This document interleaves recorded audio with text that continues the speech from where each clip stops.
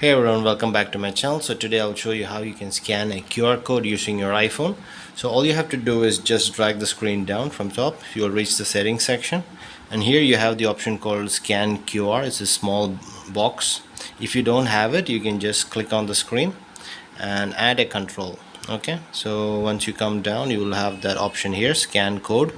Just press on that and it will be added to the screen. Okay, so all you have to do now is press on that, and once it's pressed you will get this small square box. Now you can scan any QR with this box. Just go to the QR section and it'll scan it properly and it'll take us to the URL of that QR code. So that's it guys. If you guys found this video helpful, just do subscribe to my channel and also like the video. Thank you so much. Have a nice day.